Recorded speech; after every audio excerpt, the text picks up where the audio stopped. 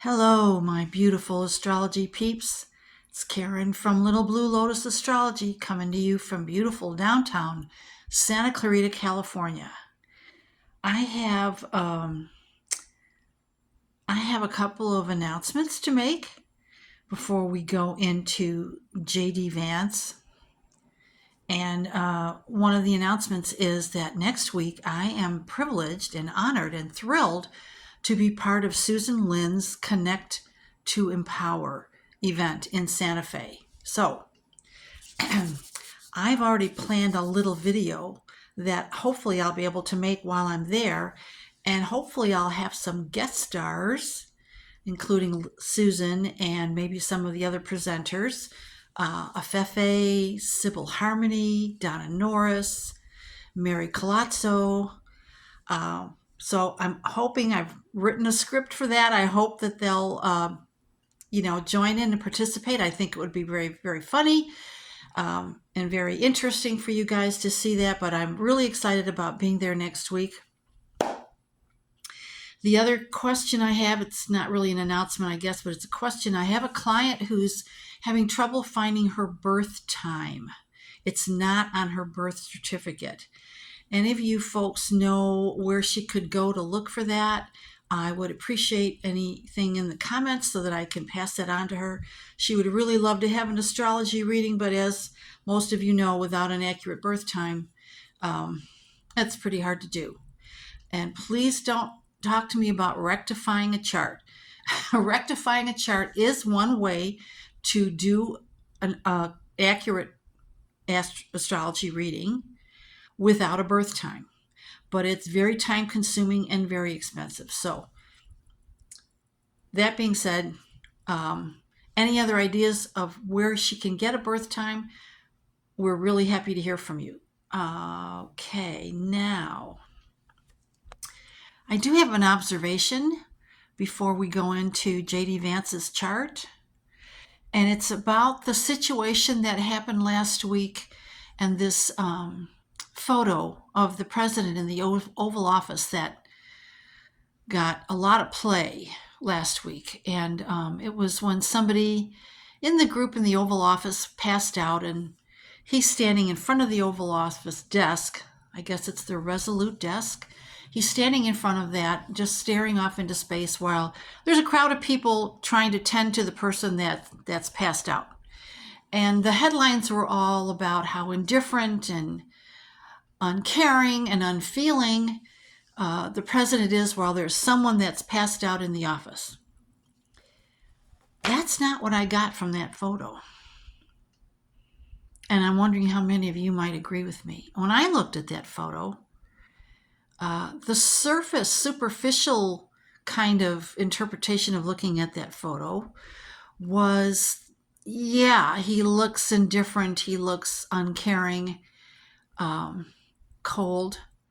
But that's because what's really going on is that he's zoned out. Some of you might know the saying, the lights are on, but nobody's home. In his case, looking at that picture, the lights weren't even on, but definitely there's nobody home. And so I just wanted to put my 2 cents in there and say that that is not what I got from looking at that picture. Yes, we know he's indifferent to pain. Yes, we know he's completely uncaring, unless it has something to do with him directly. We know that. That's a huge part of who the man is. But that's not what that was a picture of. That was a picture of someone standing and being not plugged in. So I think that just another of many, many indications of how much brain damage this guy is sustained. So that being said, let's move on to J.D. Vance. Now, okay, this is for entertainment purposes only, of course.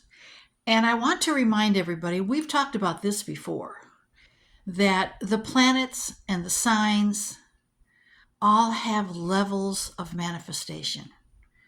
As I said, we've talked about this before. And so when I looked at JD's chart, I had to fight from looking at his chart the way I look at a chart for a client, where I'm looking at the client's chart and I'm seeing their highest and best, how they manifest themselves, how they're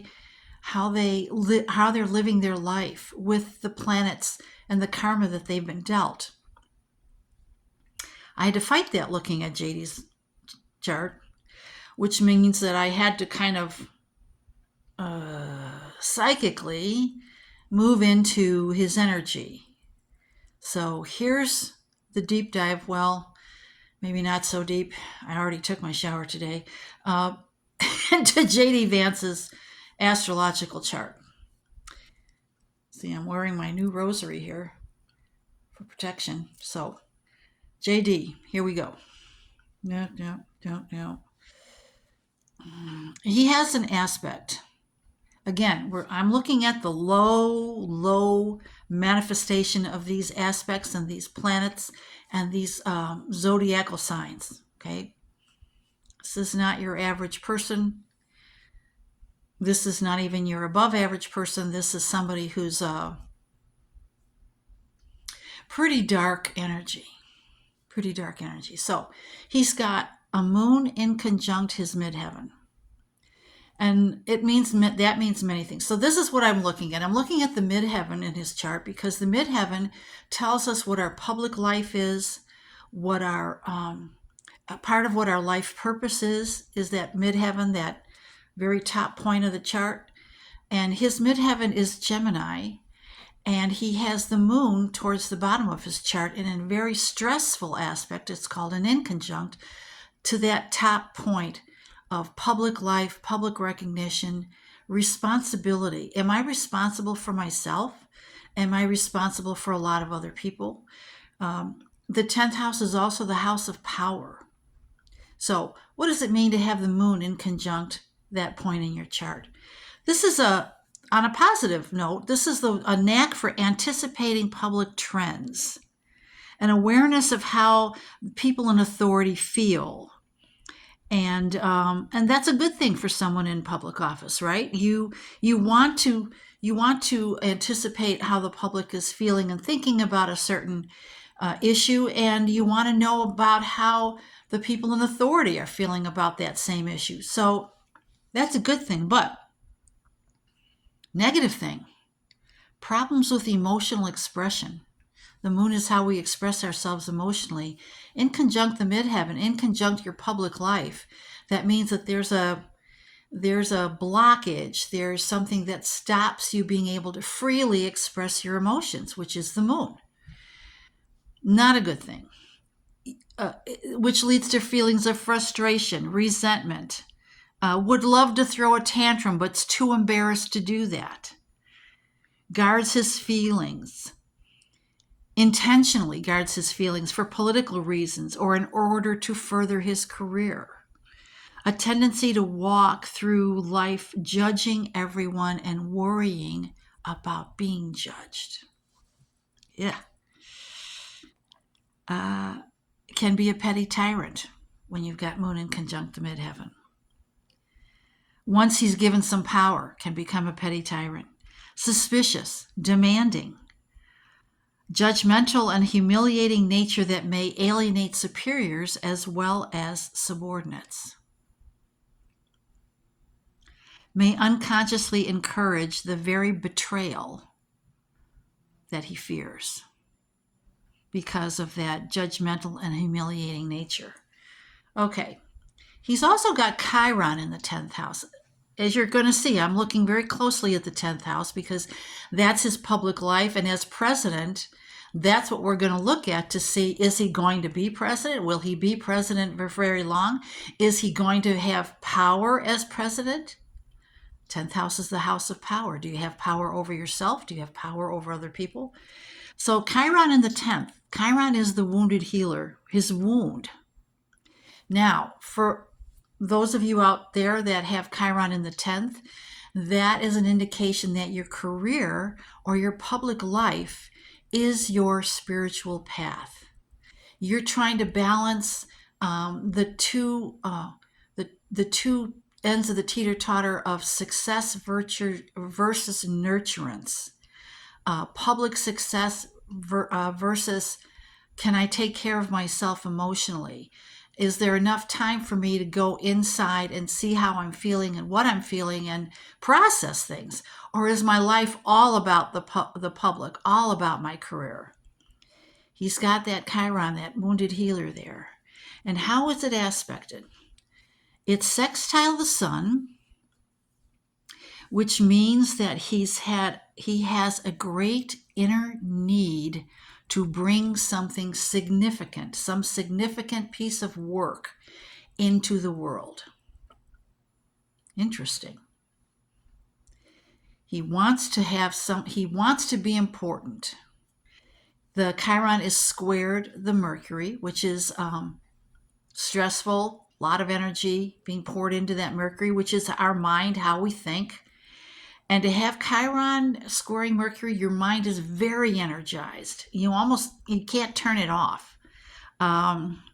So energized that his opinions are very extreme opinions. And he's quite sure that his opinions are correct. We've talked about this before. Maybe not on my channel. Well, maybe a little bit on my channel. Definitely on Susan's channel. He's very intuitive and can manifest almost anything with his mind. So now, if somebody out there listening has Chiron squared Mercury, this is a very powerful, positive thing for you because you have the ability to manifest. It's like you've got a big, strong muscle to do that.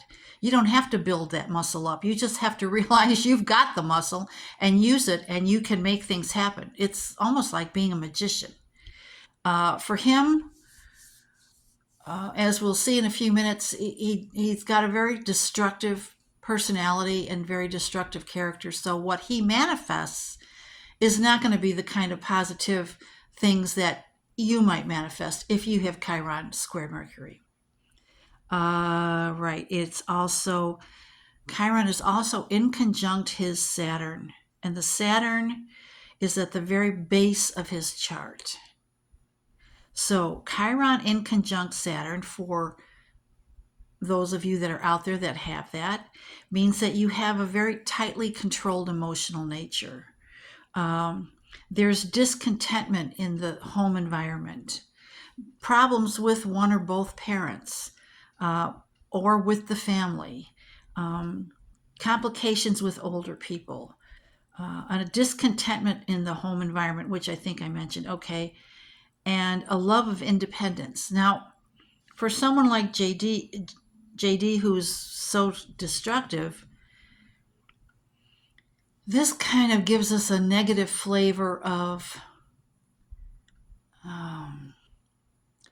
he views power in a way that's very Machiavellian, very I work in the shadows. I'm very secretive. I'm into power and control, but not in a very positive way. I'm not doing it to help other people. I'm doing it to feed my ego. I'm doing it to make myself feel bigger and more important. He also has that Saturn at the bottom of the chart in Scorpio, and it's squared his sun exactly. Now, what that means is that the number attached to that planet is the same number as it is to another planet, which means the way I look at it, Saturn in 7 degrees Scorpio squared a 7 degree Leo sun means that there's no wiggle room for that person. That feeling of never quite being good enough, always striving, always feeling like there's some obstacle in your way it's constant. There's no rest from it. And that's what he has. And his sun is in the 12th house of confinement. He never really feels free. And if we were manifesting that Sun in the 12th house, as many of you might have Sun in the 12th house. Sun in the 12th house manifested positively is someone who enjoys and is skilled at helping other people get out of their own confinement, whether it's an illness, whether it's a mental illness, whether it's fears or anxieties. That person with the Sun in the 12th house can often be very good at helping other people become more free of the things that are restraining them, that are confining them. Again, that's not the case with JD. He'd rather keep you in that prison of the 12th house and under his control rather than help free you, give you avenues of becoming more free, of becoming less downtrodden. Ugh. Anyway, what did I see? Oh, Saturn in Scorpio. Pain is the great teacher with Saturn in Scorpio. Again, I'm talking about the low manifestation of Saturn in Scorpio. There's many of you out there with Saturn in Scorpio, and you might be nodding and going, yeah, it seems like I have to be hit really hard by the 2x4, by the universal 2x4 before I really get what I'm doing is wrong and move me to a better path. Pain is the great teacher. He's self-willed. He's very independent. He's jealous. He's shrewd. He's resourceful. He's got a really good intellect, except that it is confined because he's so opinionated. And his opinions are the only ones that matter. He's intense. He has a very intense emotional nature that takes very careful handling. And ambitious, strong ego tendencies. Can be vindictive, can be jealous, and there's a strong desire for power. Again, another symbol for that. Can bring about a very destructive character. Now, he also has Mars conjunct Saturn. Now, this can be very positive. Those of you out there with Mars conjunct Saturn can be amazing builders, amazing problem solvers. You have a lot of perseverance and determination. But for some of you with Saturn conjunct Mars, two of my ex-husbands, there's a profound, subtle meanness. There's a cruelty to someone with Mars conjunct Saturn that isn't often apparent on the surface. Capable of deviousness, anger, coldness, malicious intent, and destructiveness. Now, so I'm thinking, okay, this guy is going to be the next president. Woe to us. But I looked at the transits. When is he going to be president? How is this going to happen? Thanksgiving week, I saw a transiting Venus squared his Venus in the 12th. Venus rules his 10th house of his career and his public life. But Venus transit is kind of a small transit. It's not enough to really manifest a huge event in your life. But that's just one. So I'm looking at some more, and I'm looking at Mars because Mars will trigger things in your chart. And the Mars in Thanksgiving week is in his 4th house, and it's a beautiful trine to the Sun and the Venus in his chart from the 4th. And then Saturn stations direct in 25 degrees Pisces on Thanksgiving Day, November 27th. And that's trined his Venus. Again, Venus rules the 10th. Saturn is responsibility. Saturn finally moving direct might mean that, okay, this responsibility that has been held in abeyance for him, he's waiting in the wings to be president, now is starting to move forward, and that's on Thanksgiving Day. Saturn rules the 6th house for him. And the 6th house, in my teacher's way of putting it, is the work of the career. It's also other things. It's also your health. It's also your coworkers. It's also small animals, your pets. But it's also the work of the career. So we've got the house of the career being activated. We've got the work of the career house being activated. And we've got this responsibility, heavy responsibility moving forward. And the Saturn trining the, is it? No, it's not. It's not trining. It's not trining the Venus. I'm sorry, I misspoke. The Mars is trining the Sun and Venus from the fourth house. Okay, I'm sorry. But the Saturn station point direct in 25 degrees Pisces is activating his sixth house of the work of the career. And we just mentioned those Venus aspects. That is activating the 10th house, the career. All right, so we see that happening right around Thanksgiving Day. Is it enough to push him into the presidency? We'll have to see. I looked at December. What's going on in December? Well, we've got some Neptune aspects for him. The 10th of December, the transiting Neptune, station points direct in 29 degrees Pisces, squaring his natal Neptune in 29 degrees Sagittarius in the fifth house. And Neptune rules the eighth. So I'm thinking, okay, fifth house is romance. I'm sure all of you saw that hug between Erica Kirk and him. I'm telling you, if a friend hugged my husband like that,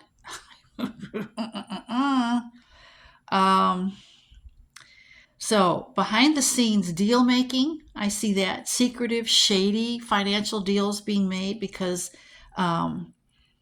Neptune rules the eighth house of other people's money, financial kinds of things going on. Neptune is secretive. But the fifth house is also being activated, so I'm wondering if maybe he starts an affair with Erica. Maybe it comes out in the open in December. January 10th to the 14th, we've got Mars, transiting Mars, trining the midheaven.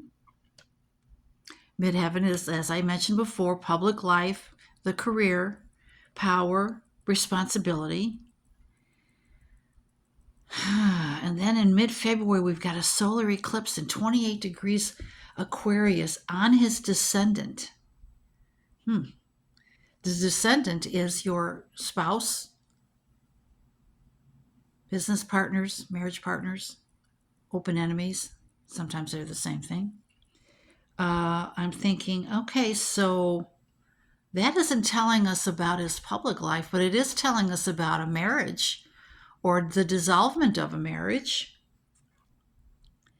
And then, I'm going through December, January, February. I'm not seeing a whole lot, November, December, January, February, that's talking about his ascendant to power. And so I'm sitting here and I'm like, God, I don't want to spend all day on this. Why isn't this becoming clear? And then it hit me. I've said this, I think, on my channel, and I said it on Susan Lynn's channel. It's because he doesn't really have power when he ascends to the presidency. He is not going to be able to snap his fingers and have things get finished and get done because he's not going to have the support. So that's why it's not showing up in his chart the way you would think it would for someone who's about to become president. Very interesting, I thought. So he becomes president. We don't know for how long. And we definitely know he's going to be an ineffective president. So we can take some comfort in that. What little comfort we can. I'd love to hear your comments below about what you think about J.D. and Erica, what you think about Trump staring off into space while someone collapses a few feet behind him. Let me know about the birth data information, and let me know how you guys are doing. I appreciate my new subscribers. So happy to see you guys. I'm looking forward to next week being surrounded by these powerful, powerful psychic healing women and all the beautiful guests that are going to be there. And also Santa Fe is a pretty cool place to be. So hopefully I'll be able to, produce a video from the event next week. Until then, take care, you guys. I love you all, every single one of you. Hey, and I might even see a couple of you there, right? I think there's a few of you that are my subscribers that will be at the event. So it'll be great to see you in person and connect in person. And so until then, everybody, take care, be well, stay as balanced as you can. And thank you so much for tuning in. Bye-bye.